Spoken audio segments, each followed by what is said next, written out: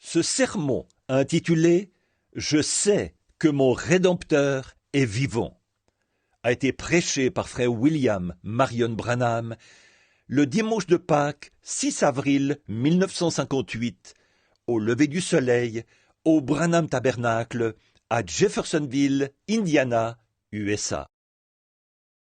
De tous les jours saints, c'est ce jour-ci, le jour de la résurrection.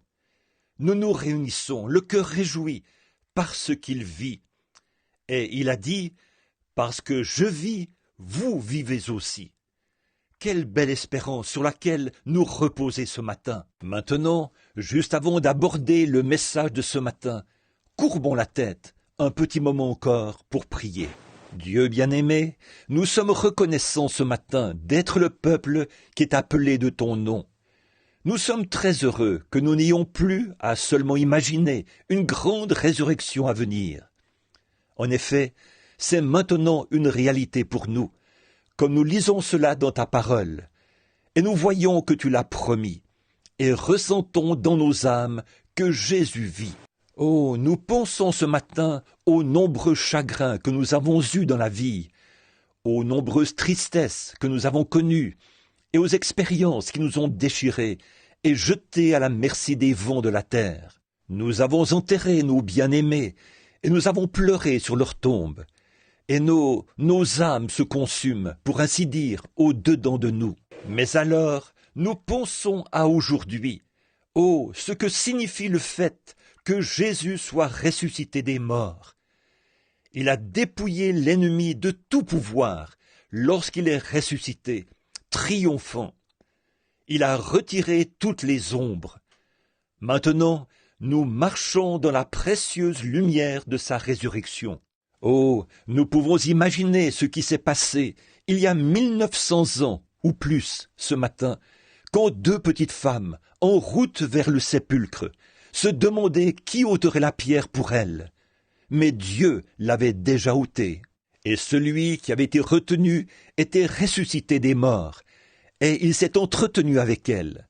Il leur a dit, « Allez dire à mes disciples et à Pierre que je les reverrai en Galilée. » Oh, combien nous te remercions pour cette merveilleuse expérience par laquelle nous sommes encore témoins de cette résurrection et qui est tout aussi réelle pour nous maintenant qu'elle l'était pour elle ce matin-là, parce qu'il est ressuscité des morts. Pardonne-nous nos péchés et nos manquements, tout ce que nous avons fait ou dit ou même pensé qui était mauvais, Seigneur.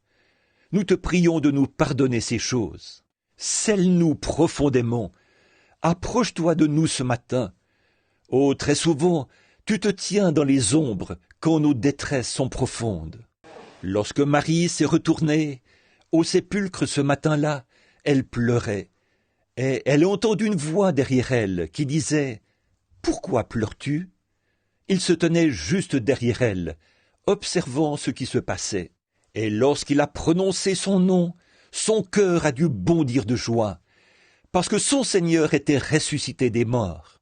Oh, parle-nous ce matin, Seigneur, donne-nous ta parole et ton esprit, et renouvelle notre assurance ce matin, alors que nous parlerons des prophètes et des différentes personnes qui ont attendu ce glorieux moment. Et nous attendons la résurrection générale dans les derniers jours, lorsque notre Seigneur reviendra. Jusqu'à ce moment-là, Seigneur, garde-nous en santé, heureux, remplis de joie dans l'allégresse. Que nous vivions, non pas de pain seulement, mais que toute parole qui sort de la bouche de Dieu soit la source de notre subsistance.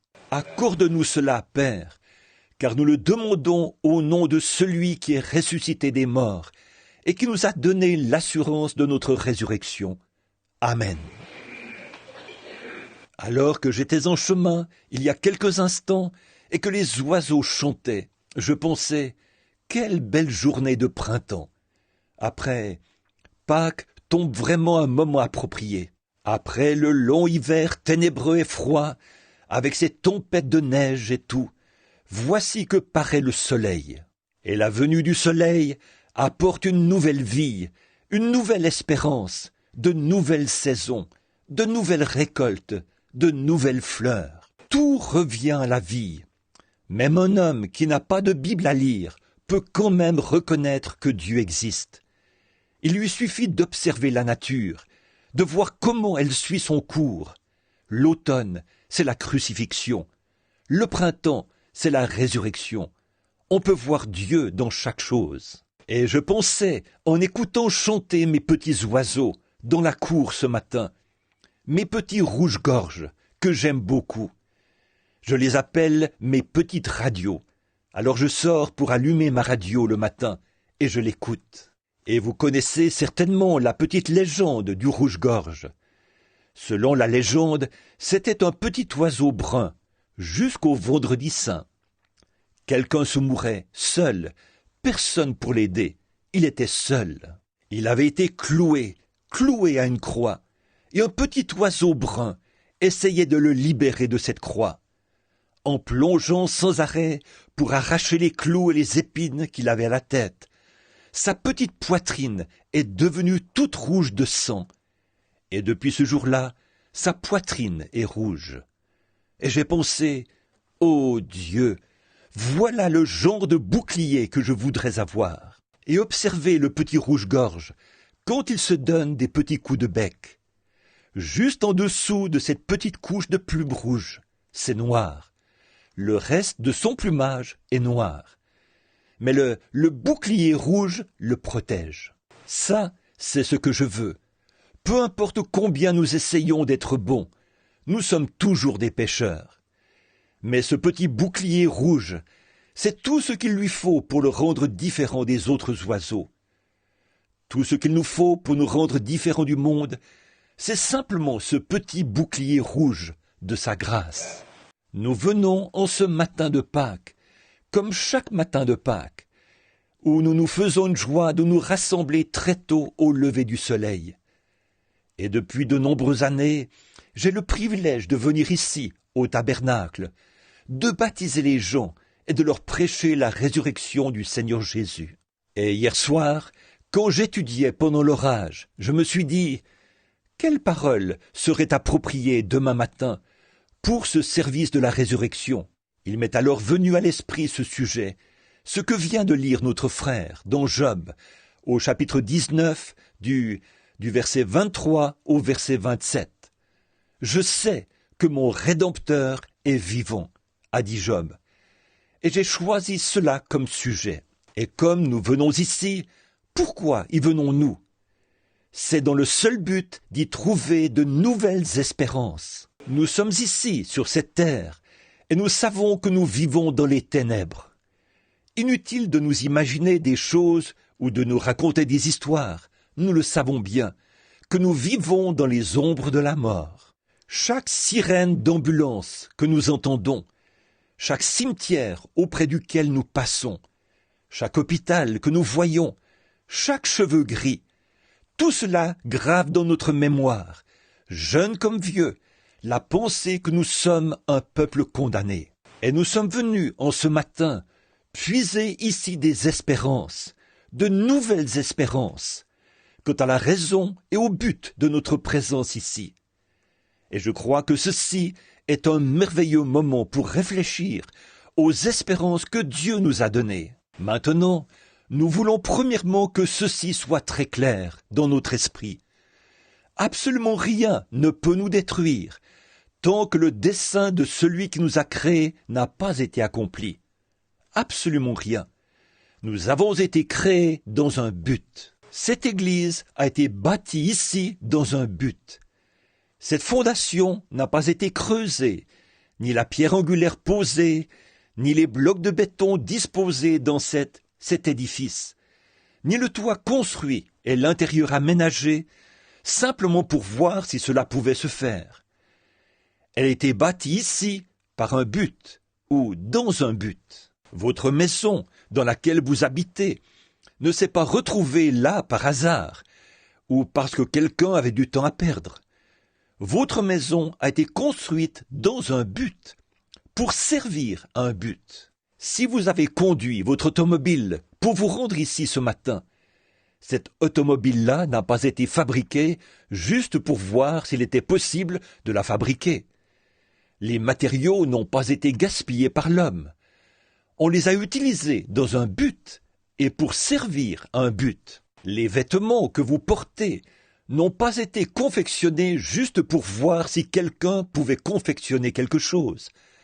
On les a confectionnés dans un but. Les aliments que vous consommez n'ont pas été cultivés juste pour les voir pousser. Ils ont été cultivés pour servir un but. Et Dieu n'a pas créé un arbre tout simplement pour qu'il y ait un arbre. Il a créé l'arbre dans un but. Et Dieu ne nous a pas créés, vous et moi, juste pour voir s'il pouvait le faire. Il nous a créés dans un but. Donc, nous avons tous été placés ici dans un but. Vous n'avez pas été placés ici simplement pour qu'il y ait un être humain de plus. Vous avez été placés ici parce que Dieu vous a créé dans un certain but. Vous n'avez pas été placés ici simplement pour consommer les aliments que Dieu a fait pousser. Vous n'avez pas été placés ici simplement pour vivre dans la maison que l'homme a construite ou pour porter des vêtements que quelqu'un a confectionnés. Vous avez été placés ici dans un but précis. Peu importe combien petit vous êtes, combien grand vous êtes, combien important vous êtes, ou combien insignifiant vous êtes, vous avez été placés ici pour accomplir un but. Tout comme mon doigt est là dans un but, l'ongle qui se trouve sur mon doigt sert à un but. Mon œil et toutes les parties de notre corps sont là pour servir à un but. Notre corps n'a pas été placé ici pour voir à quoi il ressemblerait, mais il a été placé ici pour accomplir son but. C'était le plan divin de Dieu de le faire ainsi. Si donc nous avons été placés ici dans un but, alors rien ne peut nous détruire, tant que Dieu n'a pas accompli son dessein. Rien ne peut nous nuire, tant que ce but, le but dans lequel Dieu nous a placés ici, n'a pas été manifesté. Quels que soient les ennuis que nous avons, quels que soient les chagrins ou les peines qui nous accablent, toutes ces choses ont leur raison d'être. Elles sont là pour une raison. Prenons par exemple le cas de Noé dans la Bible. Un déluge était survenu et toute la terre avait été détruite. La végétation et toutes les autres choses avaient été détruites. Tout sauf Noé et la semence qu'il avait emportée dans l'arche. Le dessein de Dieu ne peut jamais connaître l'échec. Rien ne peut y faire échec. Oh, comme nous devrions être heureux aujourd'hui de nous reposer sur cette glorieuse révélation de la parole du Dieu vivant. Rien de ce qui existe maintenant ou de ce qui pourrait survenir, aucune maladie, aucun chagrin, aucune mort, aucun péril, rien ne peut nous séparer du dessein du Dieu vivant. Ce que Dieu a conçu dans sa pensée, ce que Dieu a résolu dans son cœur d'accomplir, aucun démon, aucune puissance, rien ne pourra jamais disjoindre ce grand plan immortel, le plan éternel de Dieu. Tout doit s'accomplir comme Dieu l'a dit. Alors, nous voyons que dans les jours où le monde entier allait être détruit par le déluge, Dieu avait fait des préparatifs. Des préparatifs dans quel but? De préserver son dessein. C'est ce qu'il a fait du temps de Noé. Et il le fait encore aujourd'hui. Il a fait des préparatifs afin de préserver son propre dessein. Il préservera une église. Il préservera un groupe de gens. Il préservera des sujets pour son glorieux domaine que la mort ne peut détruire. Et nous savons bien que c'est par la foi que nous croyons ceci. Mais la résurrection produit un solide fondement sur lequel repose notre foi. Rien ne peut détruire cela. Comme l'a écrit une fois le poète, « Oh, quel avant-goût de la gloire divine, héritier du salut, acquis par Dieu, né de son esprit, lavé dans son sang. quelle assurance! Sur ce roc solide, la résurrection de notre amoureux béni, le Seigneur Jésus. Rien ne peut détruire cela. Cela a été planté, c'est la semence de Dieu. Le but de Dieu, c'est de nous donner le Saint-Esprit béni. Le but de Dieu, c'est de nous montrer des signes, des prodiges et des miracles. C'est le but de Dieu, et rien ne peut le détruire. Toutes les puissances de l'enfer auront beau s'engager à fond à combattre ce but, il prévaudra quand même. Nous avons la promesse éternelle de Dieu. On aura peut-être des enseignants, on aura peut-être des ismes, on aura peut-être de grands programmes, on aura peut-être des choses donnant l'impression que ce but sera détruit.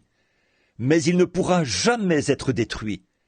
Le but de Dieu, c'est de veiller à ce que ce but prévale. Alors, qu'il soit détruit ou non, ça ne dépend pas de moi et ça ne dépend pas de vous. Ça dépend de Dieu. Et nous pouvons nous reposer avec l'assurance que Dieu ne permettra jamais que notre héritage soit détruit. Parce que son but, c'est de nous le donner. Et nous pouvons repenser aujourd'hui à des cas de destruction où on a tenté de le détruire. Nous avons la promesse de Christ lui-même. Nous repensons aux enfants hébreux, alors que Dieu avait un but pour eux. Quand ils étaient là-bas, à Babylone, et que la fournaise avait été chauffée 7 fois plus qu'elle ne l'avait jamais été, afin de détruire le but de Dieu. Et tout Babylone était rempli de fureur. Ils étaient décidés. Satan était décidé à détruire le but de Dieu, car il savait que ses enfants allaient être jetés dans la fournaise. Alors, il a fait en sorte qu'au moment de chauffer la fournaise, elle soit chauffée 7 fois plus que d'habitude, afin d'être certain que le programme de Dieu soit détruit. Mais Dieu voulait manifester sa puissance. Alors tout Babylone et tout l'enfer étaient incapables de faire échec à ce but. Non, monsieur. Peu importe s'ils avaient fait chauffer cette fournaise 1 million de fois plus que d'habitude. Elle n'aurait jamais détruit le but de Dieu. Dieu voulait montrer qu'il était un Dieu de délivrance, qu'il accorderait sa délivrance à celui qu'il désire délivrer, et que rien ne pouvait faire obstacle à son programme.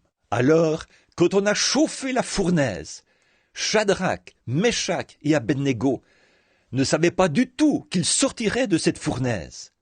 En effet, ils ont fait eux-mêmes cette affirmation. Notre Dieu peut nous délivrer. Mais quoi qu'il en soit, nous ne nous prosternerons pas devant cette statue. Dieu avait là quelqu'un qui le servirait. Son dessein ne pouvait pas être détruit. Le feu ne peut pas empêcher le plan de Dieu d'atteindre son but. Et oh, que je suis heureux de dire ceci ce matin.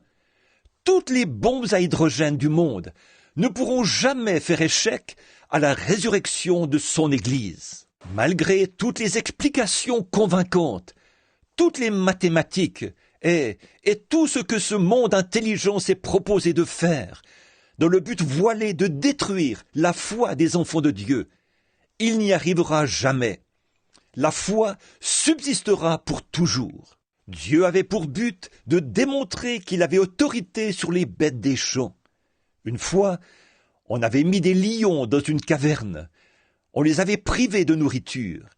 Ils étaient si affamés qu'ils auraient pu, d'un grand coup, tailler une personne en pièces. Le diable s'est dit: je vais certainement pouvoir détruire ce prophète Daniel. Mais Daniel avait résolu en son cœur d'accomplir la volonté de Dieu. C'est Dieu qui avait fait naître ce désir dans son cœur. En effet, avant que Daniel puisse éprouver ce désir, il fallait que quelque chose ait créé ce désir en lui. Avant qu'il puisse avoir la foi, il fallait que quelque chose lui ait dit qu'il existe un Dieu qui peut délivrer. Et, oh, cela concorde vraiment bien ce matin avec la foi vivante du Dieu vivant dans son Église. Il y a quelque chose dans nos cœurs qui parle d'un pays au-delà du fleuve. Je ne peux pas mettre le doigt sur ce pays. Aucun homme ne le peut. Mais il y a quelque chose en nous qui nous dit que la tombe n'est pas son but. Tu es poussière et tu retourneras à la poussière. Cela n'a pas été dit de l'âme. Il y a quelque chose au-dedans de nous, un feu qui brûle, une lumière qui a été allumée par Dieu, et aucune brise ne peut l'éteindre. Aucun refroidissement dans l'Église, aucune indifférence parmi les gens, aucune persécution du monde ne peut éteindre une flamme que Dieu a allumée, car c'est le dessein de Dieu que son flambeau de la liberté brûle jusqu'à la venue du Seigneur. Et aucune puissance ne peut éteindre ce flambeau. Elles auront beau souffler, il n'en brûlera qu'avec plus d'éclat. Tout au long des âges, il a été prouvé que les persécutions fortifient l'Église. Daniel ne savait pas comment Dieu allait le faire. Il ne savait pas si oui ou non Dieu allait le faire. Mais il savait que Dieu pouvait le faire. Oui, et il savait qu'au fond de lui, quelque chose lui disait cela. Voyez, Dieu avait un but.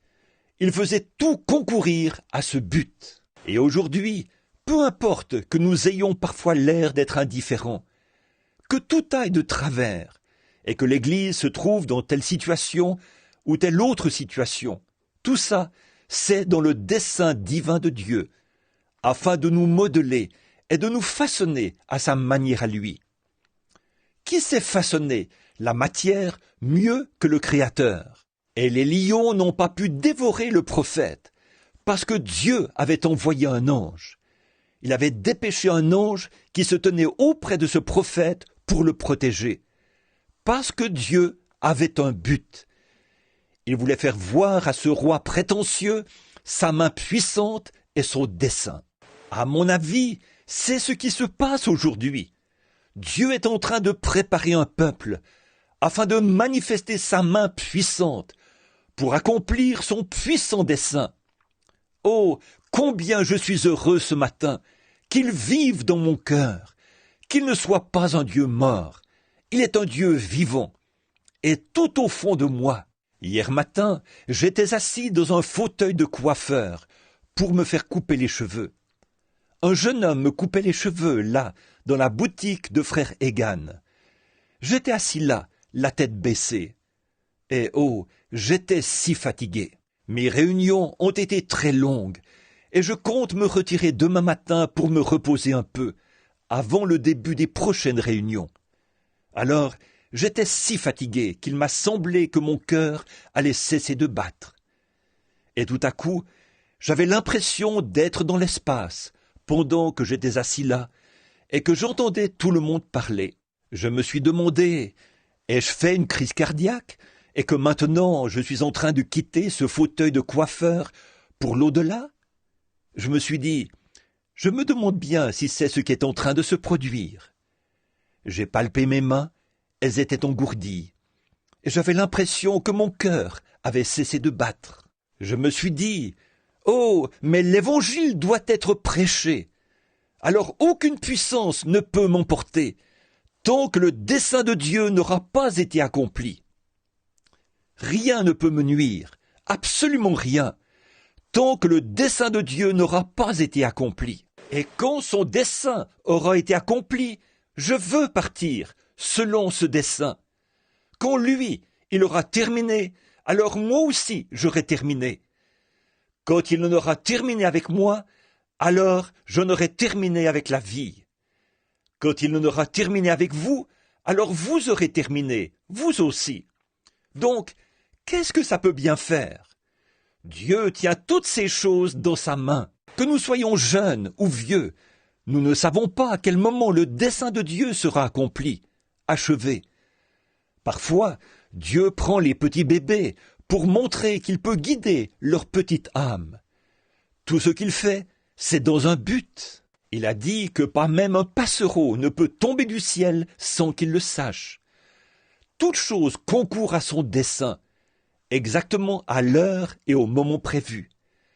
Tout cela est dans son plan divin. Rien ne peut détruire. Quelle assurance c'était pour Abraham, après avoir trouvé Dieu, d'apprendre que Dieu avait un dessein. Et selon son dessein, il allait produire un fils par Abraham et Sarah. Et c'est par ce fils, Isaac, qu'allait venir le Seigneur Jésus. Selon son dessein, il allait susciter Sarah et Abraham, faire d'eux un peuple puissant et produire ce fils. Et il a choisi les pires personnes possibles pour accomplir cela. Comme c'est étrange, Dieu agit vraiment de façon mystérieuse. Eh bien, on se serait attendu, s'il voulait faire venir un enfant au monde comme ça, à ce qu'il choisisse une femme féconde. On se serait attendu à ce qu'il choisisse un homme qui n'était pas stérile. Quant à Abraham et Sarah, ils étaient mariés depuis de très nombreuses années. Et elle n'était pas féconde. Elle était incapable d'élever un enfant. Eh bien alors, on se serait attendu à ce qu'il trouve une jeune femme féconde, qui soit capable de donner naissance à cet enfant. Mais Dieu aime manifester sa grâce. Dieu aime prendre une chose qui n'est rien et en faire quelque chose, car il est créateur. C'est pour ça qu'il nous a pris, vous et moi, qui n'étions rien, afin de faire de nous ses propres enfants, nous qui étions malheureux, misérables, perdus, aveugles et haïssables. Il a fait de nous ses enfants bien-aimés. C'est dans le dessein de Dieu d'agir ainsi. Et on se serait attendu à ce que Dieu prenne une jeune femme et un jeune homme pour accomplir cela. Une jeune femme et un jeune homme qui venaient tout juste de se marier. Il leur aurait dit « Voici, vous n'avez pas d'enfant. Je veux que votre premier fils qui naîtra, je ferai de lui mon Isaac. » Mais Dieu a choisi un homme de 75 ans et une femme de 65 ans pour accomplir son dessein, pour montrer que peu importe si vous êtes jeune ou vieux, Dieu peut mettre son dessein à exécution, et il le fera. Ça, c'est certain. Ainsi, quand Abraham avait 75 ans, il a reçu la promesse de Dieu. Il en a parlé à Sarah. Alors le diable a dit, « Tu sais quoi ? Je vais retarder tout ça pendant quelque temps. Je crois que si je les laisse devenir très vieux, ils perdront la foi. Et ils sauront que cette chose-là ne peut pas arriver. Voici, ils sont déjà tout tremblants à 75 ans. Si je pouvais seulement retenir cette promesse pendant quelque temps. » Et il a retenu cela jusqu'à ce qu'Abraham et Sarah soient très avancés en âge, qu'ils aient les cheveux gris et les épaules tombantes. Ça montre tout simplement que rien ne peut faire échec à son dessein. Pas même la mort ne peut faire échec à son dessein. Abraham était comme mort. Et ça faisait 40 ou 50 ans que le sein de Sarah était mort. Mais rien ne peut faire échec au dessein de Dieu. Son corps était usé, tout ridé. Les canaux lactaires étaient desséchés. Son cœur était si affaibli qu'il n'aurait pas pu supporter un accouchement. Mais là, Dieu nous fait savoir que son dessein ne peut pas échouer. Il a transformé Sarah. Il l'a fait redevenir une jeune femme. Et il a pris un homme âgé de 100 ans et lui a redonné sa jeunesse. Peu importe à quel point ça semble irrationnel, Dieu avait fait la promesse. Abraham ne douta point par incrédulité au sujet de la promesse de Dieu. Mais il fut fortifié, donnant gloire à Dieu, car il avait conclu que lui, Dieu, était capable d'accomplir ce qu'il avait promis. Alors, que devrions-nous être ce matin?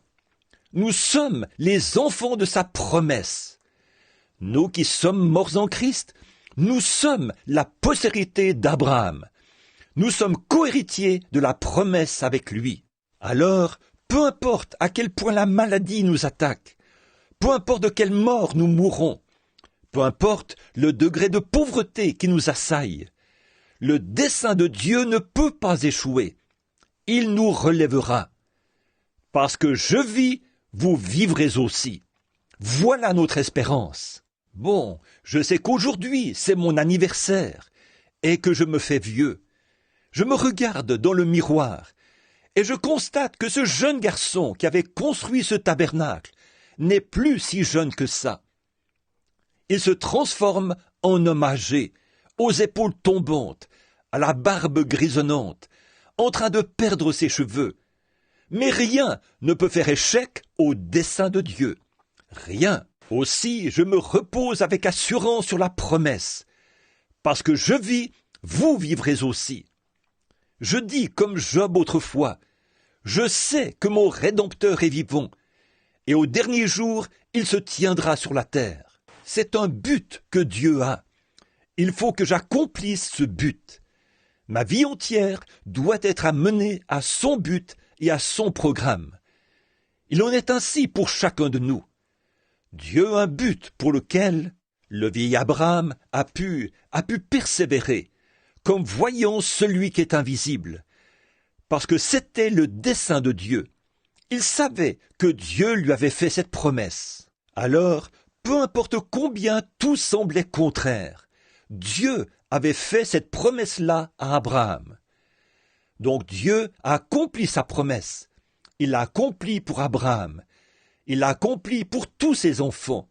Et il tiendra sa promesse. C'était le cas de Moïse. Il avait été instruit dans toute la sagesse des Égyptiens. Mais il savait que Dieu avait un but à accomplir dans sa vie. C'était le cas de Jochébed, sa mère, qui avait pris son bébé chéri, le plus beau de tous les bébés du monde, à cette époque-là. Un doux petit enfant. Elle l'a mis dans une arche, elle l'a poussé sur les eaux du Nil, où les crocodiles étaient devenus gras à force de manger de jeunes enfants hébreux, car on leur donnait pour nourriture des enfants hébreux. Et elle a pris son bébé, elle l'a poussé là, en plein dans les mâchoires de la mort. Tout en sachant ceci, le dessein de Dieu ne peut pas échouer. Dieu d'Abraham, prends soin de mon enfant et fais-lui accomplir le but pour lequel tu l'as suscité.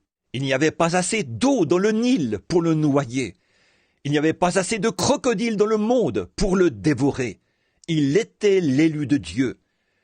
Et de même qu'il était l'élu de Dieu pour ce but-là, nous sommes les élus de Dieu aujourd'hui, nous qui croyons à la résurrection du Seigneur Jésus. Et il n'existe pas de bombe, il n'existe pas d'enfer, il n'existe rien d'autre qui puisse détruire le dessein de Dieu.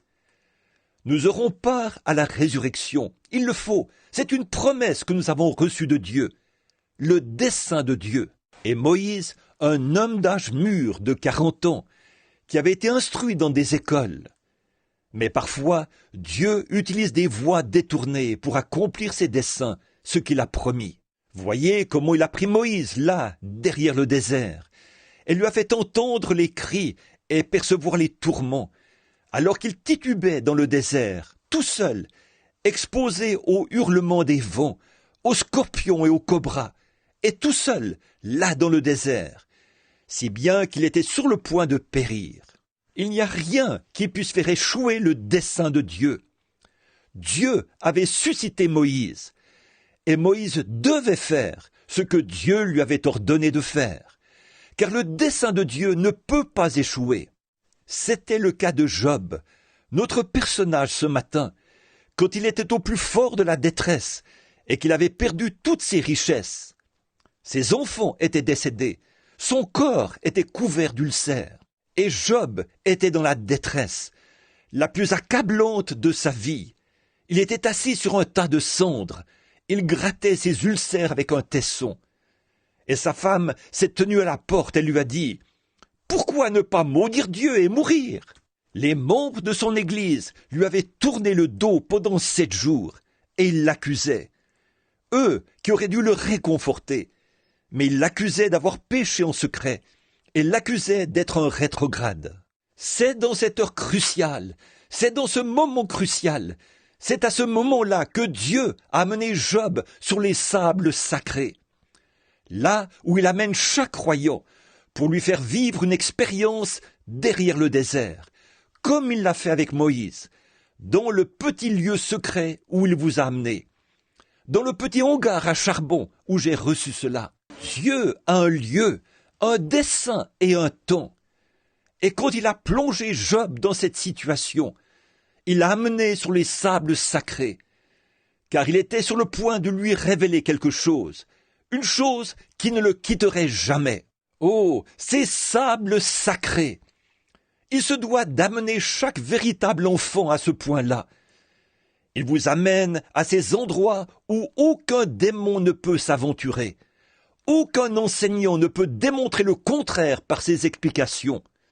Là-bas, sur ces sables, il vous donne quelque chose, une expérience que vous n'oublierez jamais aussi longtemps que les âges se dérouleront. Peu importe combien athées pourraient devenir votre mère, votre papa, votre époux, votre épouse, vos collaborateurs. Chaque véritable croyant fait l'expérience de cet endroit où Dieu l'a rencontré. Il n'y a aucune exception. Chaque croyant vit cela. Toute personne qui est née dans le royaume de Dieu connaît cet endroit, cette minute, cette heure où Dieu l'a saisi. Et sur ces sables sacrés, dans la présence du buisson ardent, il a fait quelque chose à ce croyant qu'aucune intelligence du monde ne peut détruire. Sur ce roc, je bâtirai mon église, et les portes du séjour des morts ne la détruiront pas. Sur ce roc, la révélation spirituelle de Jésus le ressuscité. Sur ce roc, Job était dans la détresse. Il avait tout perdu. Sa femme s'était retournée contre lui et l'accusait. Et tous ses amis croyants s'étaient retournés contre lui, parce qu'il n'avait que la théologie. Et tous les autres s'étaient retournés contre lui. Mais Dieu a dit, « Approche-toi, Job. Je vais te donner quelque chose, mon garçon. Je vais placer en toi quelque chose que tous les démons de l'enfer ne pourront t'enlever en t'ébranlant. » Et même si tous les enseignants du monde t'accusent d'une façon ou de l'autre, cette chose ne bougera jamais. Savez-vous ce qu'il a fait? Il a tout simplement soulevé le rideau un tout petit peu et a dit « Regarde là-bas, Job. » Et qu'a vu Job? Que pensez-vous qu'il a vu? Il a vu Pâques pour la première fois. Il a vu le premier Pâques. Et il s'est écrié « Je sais que mon Rédempteur est vivant. » Oh, quel endroit béni où se trouver! Chaque homme qui est choisi de Dieu, chaque femme et chaque enfant arrive à cet endroit, sur ces sables sacrés, où Dieu soulève le rideau. Et là, vous le voyez dans la puissance de sa résurrection. Vous savez qu'il est vivant. Et comme Job, nous pouvons nous écrier « Je sais que mon Rédempteur est vivant et que dans les derniers jours, il se tiendra sur la terre. Même si les vers de ma peau détruisent ce corps, de cette même chair, je verrai Dieu. » Cette toute première vision de Pâques a fait pousser un cri au prophète. Les tonnerres ont grondé et il y a eu des éclairs. Pour la première fois, il a vu Pâques. À quel moment l'a-t-il vu?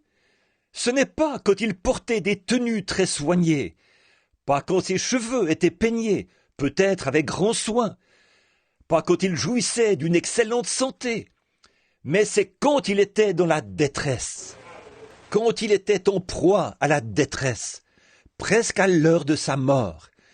C'est à ce moment-là qu'il a vu Pâques. C'est là qu'il a vu la première résurrection.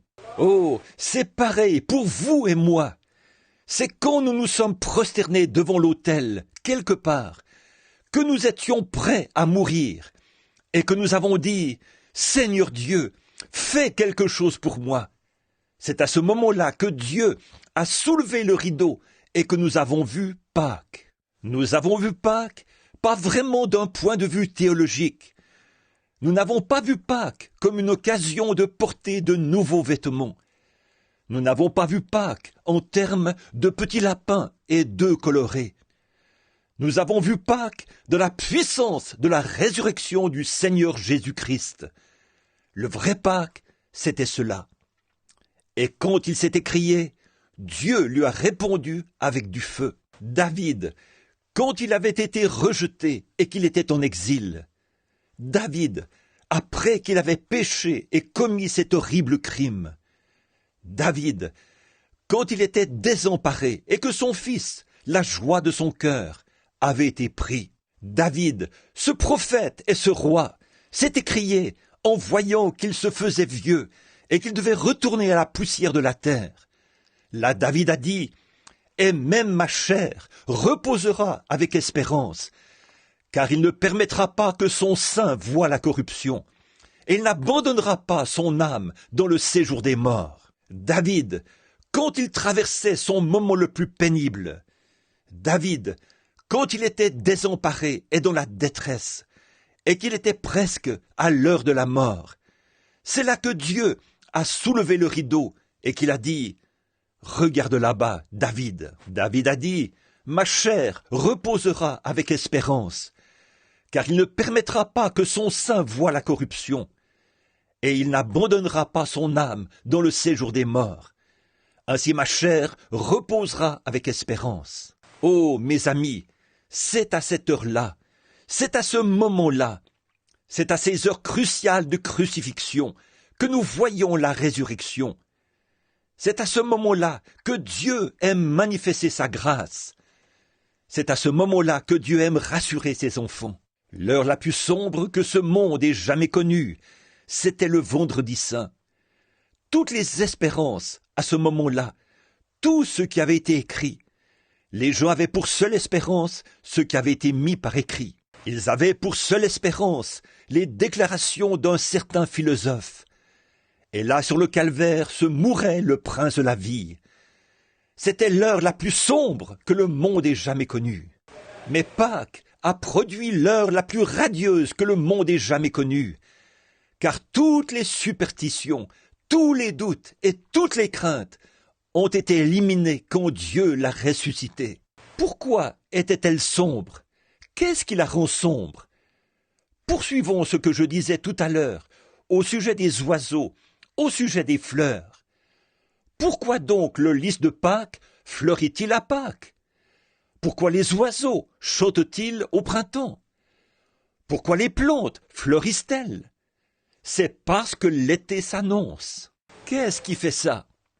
Février, c'est à peu près le pire mois que nous avons eu. L'hiver se prolonge, se prolonge, se prolonge, se prolonge, jusqu'à ce qu'il donne son dernier coup. Puis il se retire pour céder la place à la vie. La mort a donné son dernier coup. Elle doit se retirer pour faire place à la vie. Pourquoi fait-il sombre avant le jour? Avant le jour, il fait plus sombre que jamais. Les scientifiques nous disent que c'est la lumière qui fait pression, qui entre en scène et qui descend. Le soleil se lève, enveloppe le monde. Sa lumière fait pression sur les ténèbres. Elles donnent leur dernier coup. Elles ne peuvent plus résister. Les ténèbres ne peuvent pas du tout résister à la lumière. Elles ne le peuvent pas. La lumière est 10 millions de fois plus puissante que les ténèbres. Alors il est impossible pour la lumière et les ténèbres de cohabiter.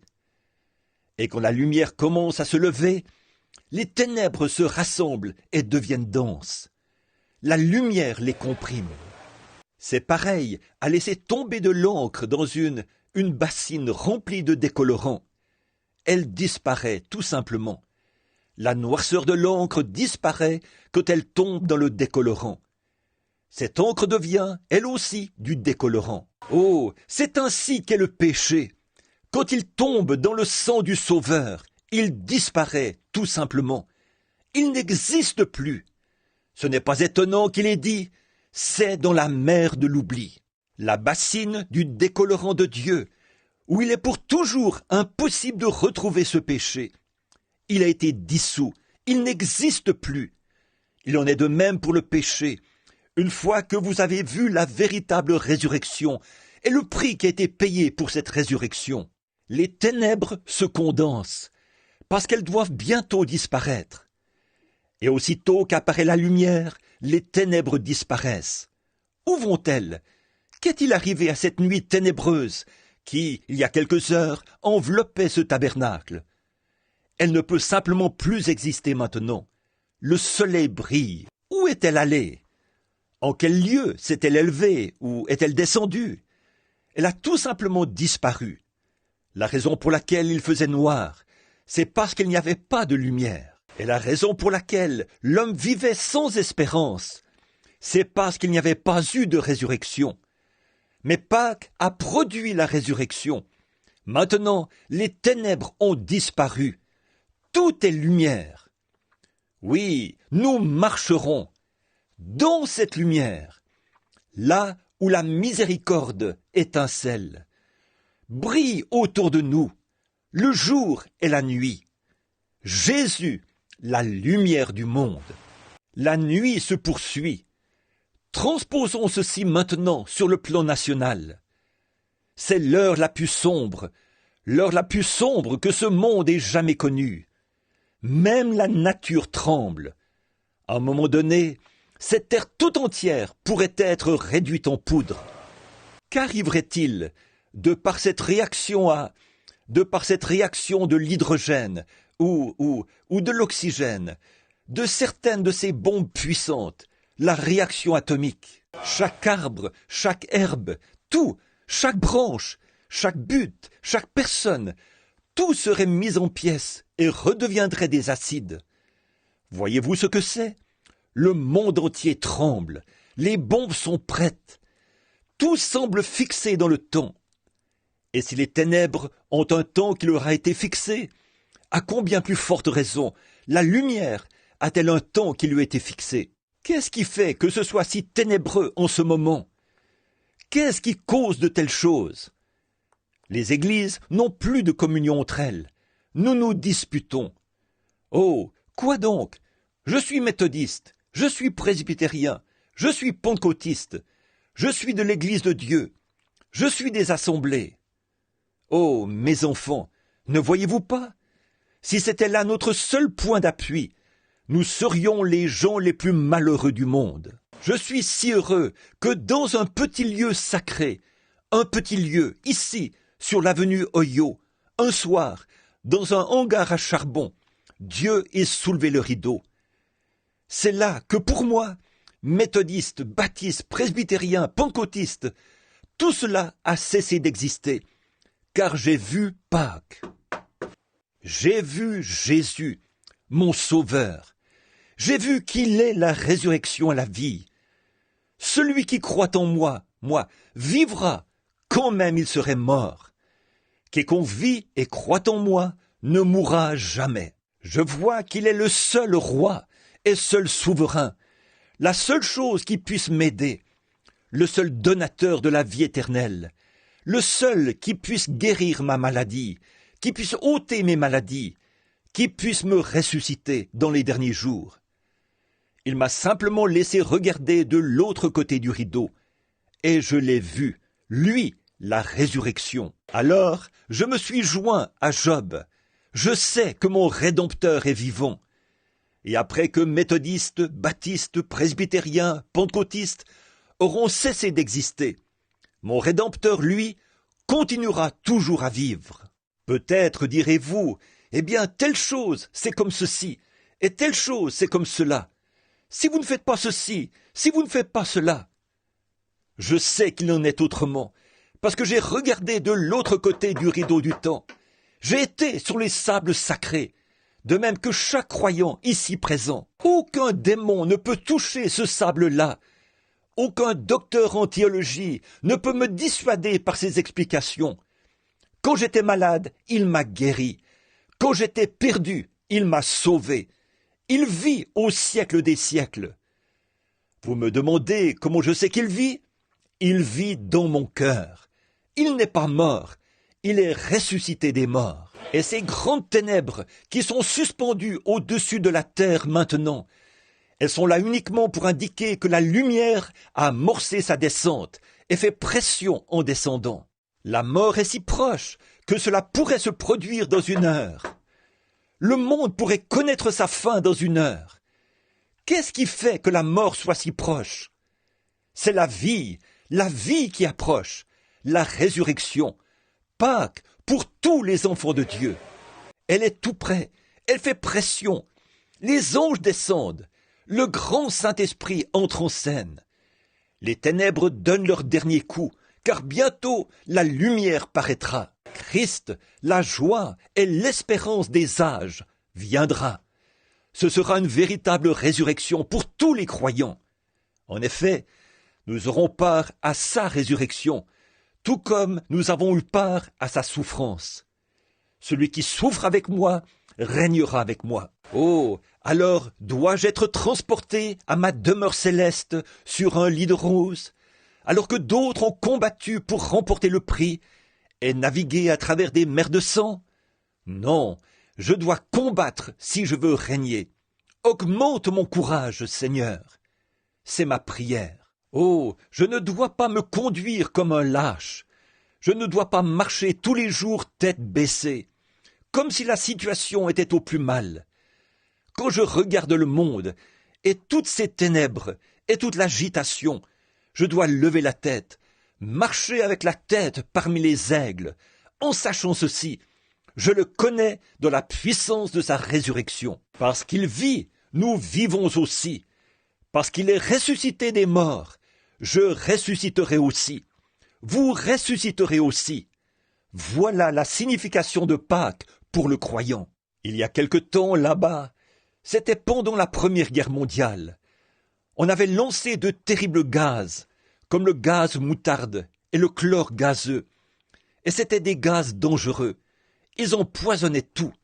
Les feuilles mouraient, les arbres mouraient, l'herbe mourait, tout mourait. Partout où ce gaz, le gaz moutarde, avait été lancé, il brûlait tout. Un matin de Pâques, un aumônier faisait la ronde des tentes où on avait couché les blessés et les mourants. Une infirmière de la Croix-Rouge l'accompagnait. Ces soldats avaient été au front pendant si longtemps qu'ils étaient vraiment épuisés. Alors elle tenait un bouquet de roses à la main. Elle passait près de chaque petit lit de camp où étaient étendus ces jeunes hommes qui pleuraient. C'était Pâques. Quelle Pâques c'était pour eux! Les avions les survolaient, elle lançait des bombes. Elle prenait une rose qu'elle donnait à chacun de ces jeunes hommes en disant « Que Dieu vous bénisse ! Mon frère, que Dieu vous bénisse !» Ces soldats empoignaient la rose et poussaient des cris, car ils savaient que cette rose avait poussé dans leur patrie. Frères, ce matin, nous vivons dans un monde de gaz toxiques, de gaz dangereux. Nous vivons dans un monde où des doctrines et des choses de toutes sortes déclarent « La résurrection n'existe pas, la guérison divine n'existe pas, ceci, cela ou telle autre chose n'existe pas. » Or, ce n'est pas l'infirmière de la Croix-Rouge qui vient auprès de nous, mais le Saint-Esprit, qui, de temps en temps, nous amène sur ces sables sacrés de la grâce de Dieu, et met dans nos cœurs un avant-goût du pays qui est au-delà du fleuve.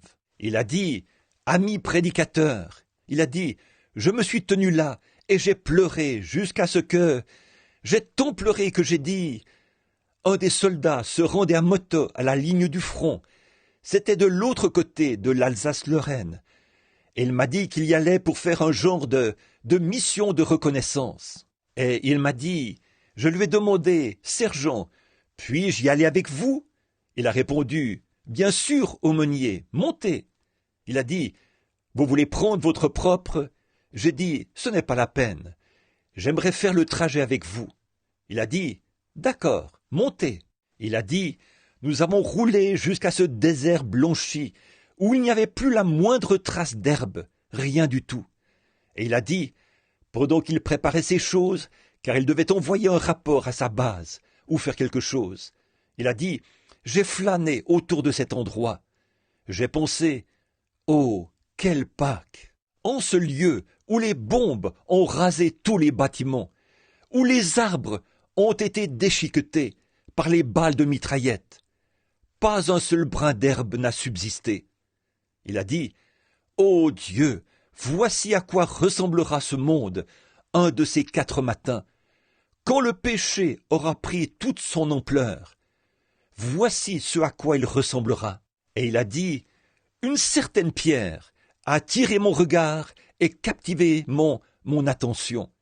Et il a dit, je me suis approché, j'ai pensé, Seigneur, pourquoi veux-tu que je vienne là, près de cette pierre? Il a dit, j'ai soulevé cette pierre, et à ce moment-là, j'ai vu un petit lys de Pâques se dresser. Il avait été protégé pendant toute cette tempête. Pendant tout ce temps, les gaz toxiques ne l'avaient pas du tout perturbé, car il était caché dans le rocher. Je sais que mon Rédempteur est vivant. Ô Dieu, peu importe ce que le monde dit, cache-moi dans le rocher des âges, Seigneur. Quand les tempêtes seront passées, permets que je puisse de nouveau lever la tête vers la vie.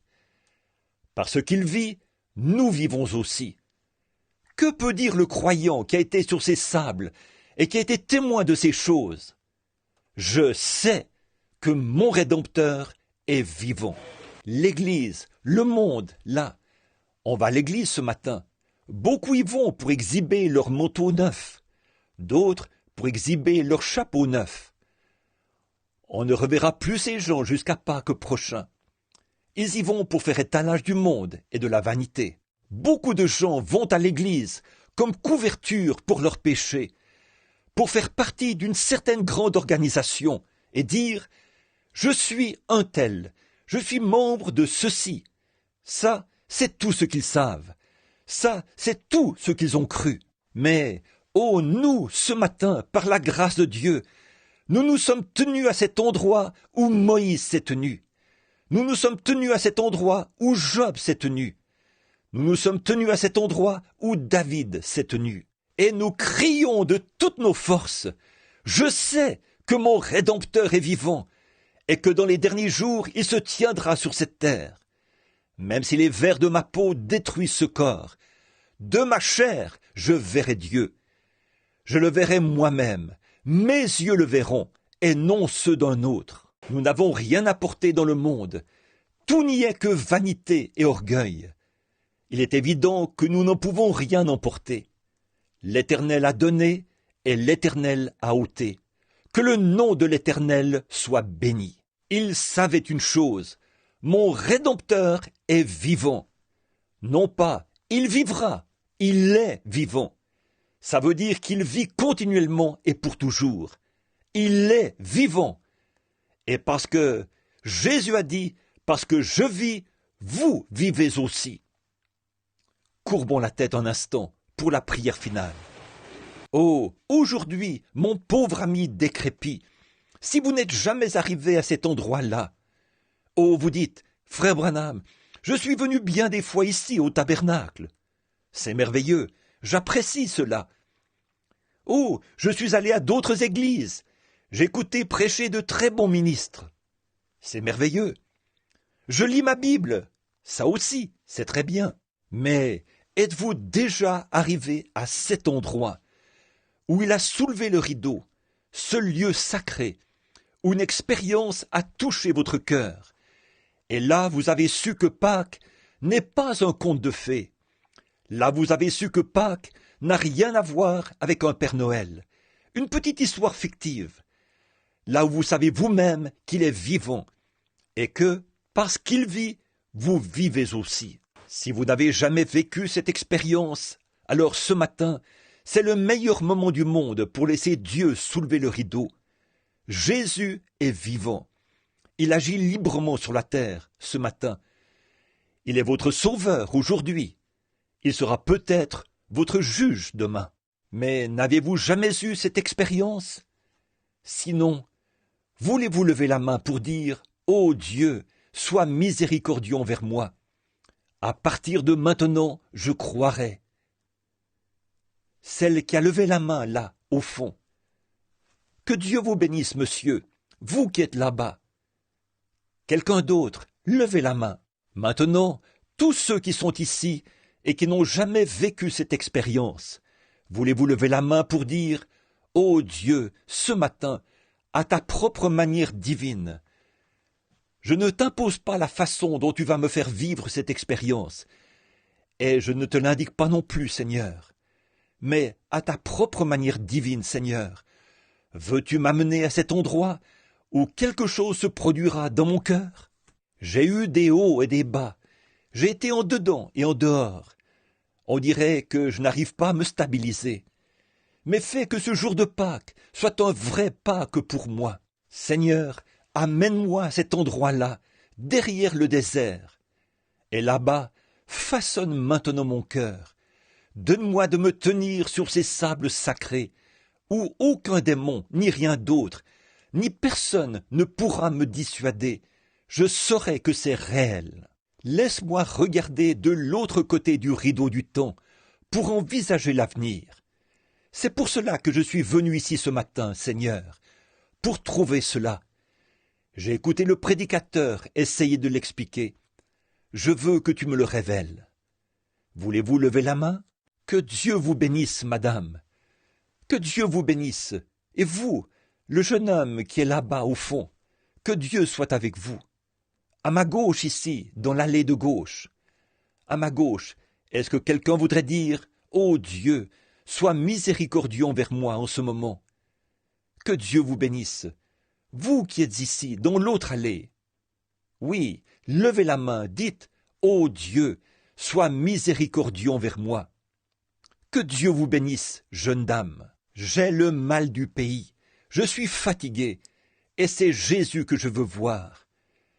J'aimerais entendre des cloches du Havre le doux carillonnement. Mon sentier s'éclairerait, toutes les craintes se dissiperaient. Seigneur, laisse-moi regarder de l'autre côté du rideau du temps. Laisse-moi regarder juste un peu et voir Jésus dans sa résurrection. Y aurait-il quelqu'un d'autre maintenant, avant que nous terminions par la prière? Soyez sincères, levez la main. Frère Branham, je n'ai jamais pu témoigner du baptême du Saint-Esprit. C'est de cela que je parle. Le seul moyen pour vous de devenir héritier de la promesse, c'est par le baptême du Saint-Esprit. Vous le savez bien. Ça, c'est votre naissance. Ça, c'est votre sable sacré. Que Dieu vous bénisse, madame. Que Dieu te bénisse, fiston, là-bas au fond. Que Dieu vous bénisse, monsieur. Que Dieu vous bénisse, madame. Que Dieu vous bénisse, vous qui êtes à l'arrière. C'est ça. Que Dieu vous bénisse, monsieur. Que Dieu vous bénisse, jeune homme.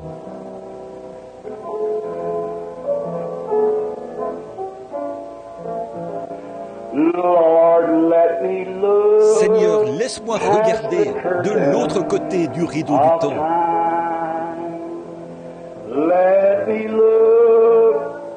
Laisse-moi regarder de l'autre côté du rideau du chagrin et de la crainte. Fais-moi entendre de la cloche du Havre le doux carillonnement. Mon sentier s'éclairerait. Toutes les craintes se dissiperaient.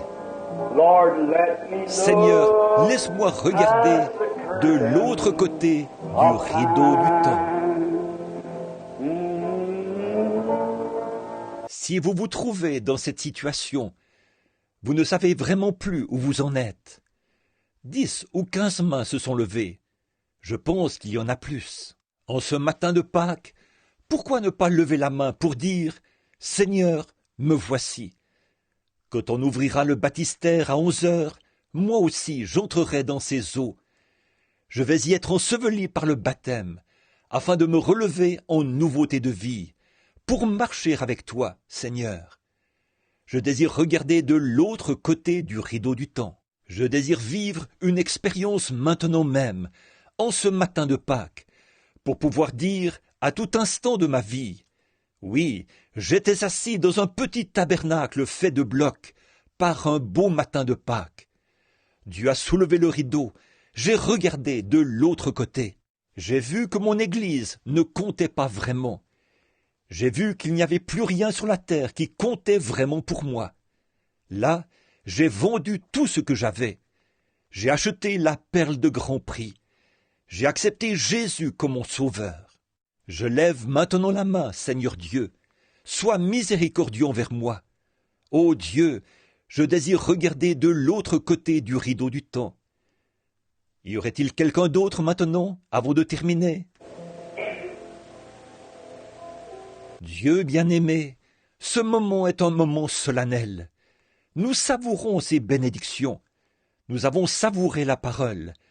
Et nous avons savouré, au-delà même de ce que nous pourrions expliquer, la présence du Saint-Esprit, qui nous a donné cette grande assurance.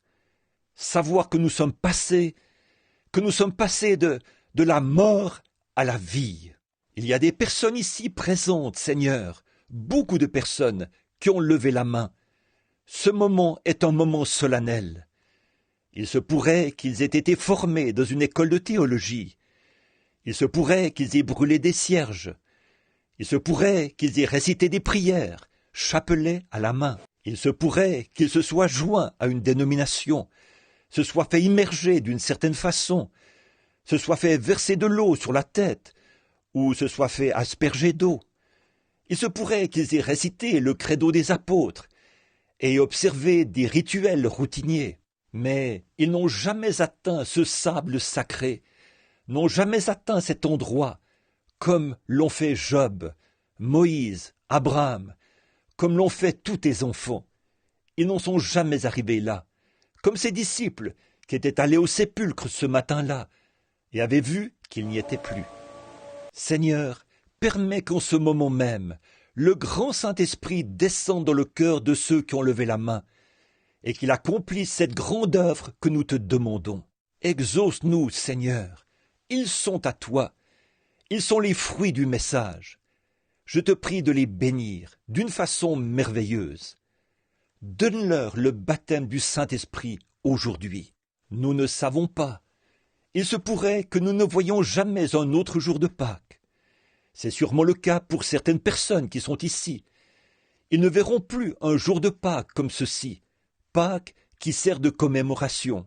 Mais, Seigneur, puissent-ils voir le vrai jour de Pâques, Seigneur, celui où leur corps reprendra la silhouette d'un jeune homme ou d'une jeune femme, où ils sortiront de la tombe pour vivre éternellement. Bénis-les, Seigneur, ils sont à toi. Celui qui les a attirés, c'est toi. En effet, il est écrit « Nul ne peut venir à moi si mon Père ne l'attire premièrement. » Ils sont maintenant à toi, si tu les as attirés. Si tu es assez près d'eux pour les amener à lever leurs mains en l'air, alors tu es assez près d'eux pour faire le reste du travail. Ils sont à toi, Père. Fais que ce moment soit celui où la paix s'installera en eux. Je te remercie pour tous ceux qui ont pris cette décision il y a déjà longtemps, qui ont fait l'expérience de la vie nouvelle, qui se sont tenus sur les sables sacrés. Ce matin, nous sommes ici pour nous réjouir avec eux, dans l'espérance de la venue du Seigneur Jésus, quand nous aussi nous connaîtrons avec lui la communion de sa résurrection, comme nous avons connu la communion de ses souffrances. Accorde-le, Seigneur.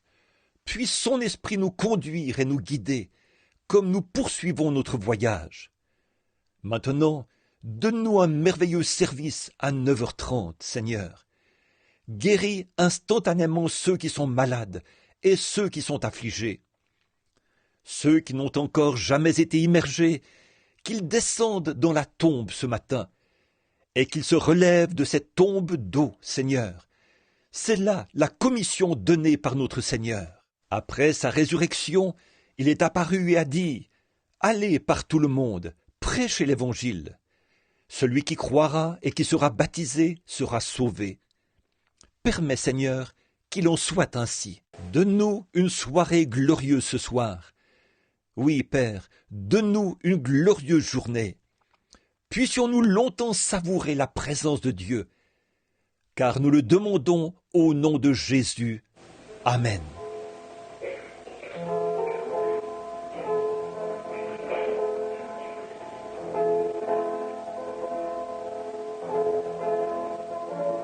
Il y a quelque chose dans ce vieux cantique qui éveille quelque chose en moi. Quand les ténèbres s'enfuient, qu'est-ce qui arrive? La lumière. Chantons ensemble ce cantique pour la gloire de Dieu. Tous en chœur maintenant. Oh oui, nous marcherons dans la lumière, là où la miséricorde étincelle. Brille autour de nous le jour et la nuit. Jésus, la lumière du monde. Lorsqu'il est ressuscité le matin de Pâques, il a dissipé toutes les ténèbres. Elles se sont envolées. Il est maintenant la lumière. Je suis la résurrection et la lumière. La résurrection est la vie. La résurrection est ce qui est à venir. Il est tout en tous. Vous l'aimez, n'est-ce pas? Combien l'aime? Levez la main bien haut. C'est très bien. Serrez la main de la personne qui est assise près de vous, pendant que nous chantons de nouveau. Nous, à votre droite, à votre gauche, derrière vous, devant vous. Belle lumière.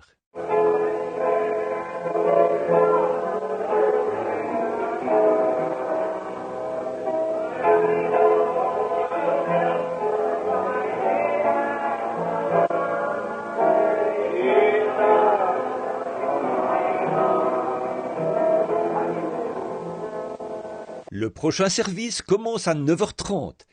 Ce sera un service de prédication et de prière pour les malades. Le service de baptême commencera à 11h.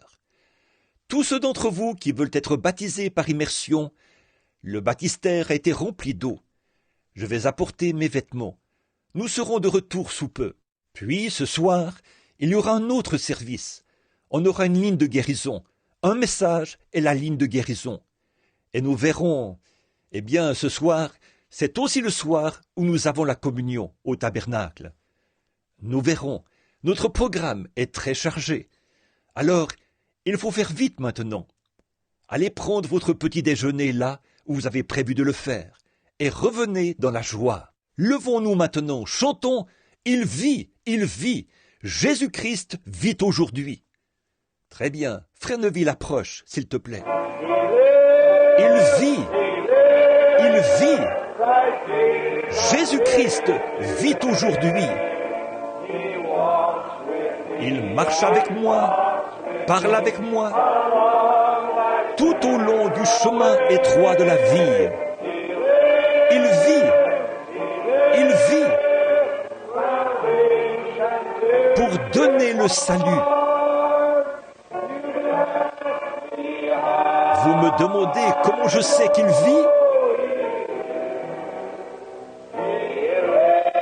Il vit dans mon cœur.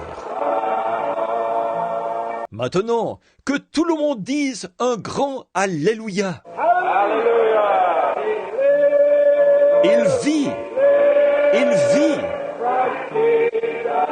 Jésus-Christ vit aujourd'hui. Il marche avec moi, parle avec moi, tout au long du chemin étroit de la vie. Il vit pour donner le salut. Vous me demandez comment je sais qu'il vit? Il vit dans mon cœur.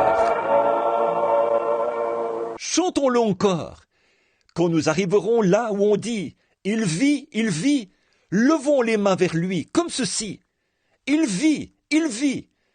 Vous me demandez comment je sais qu'il vit? Il vit dans mon cœur. Tout le monde là. Il vit.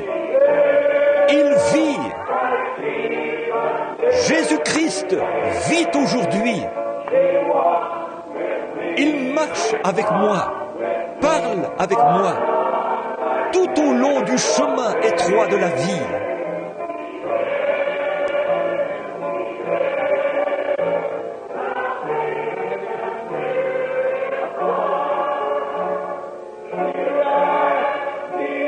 Vous me demandez comment je sais qu'il vit. Bon, maintenant, il vit dans mon cœur.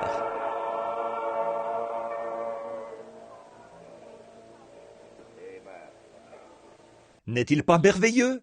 C'est maintenant le moment solennel et sacré où nous allons nous séparer pour aller déjeuner dans nos maisons et revenir dans la joie. Pendant que nous courbons la tête, je vais demander à notre bien-aimé frère Faust, du Canada, qui se trouve ici, s'il veut bien terminer par la prière. Frère Faust, s'il vous plaît.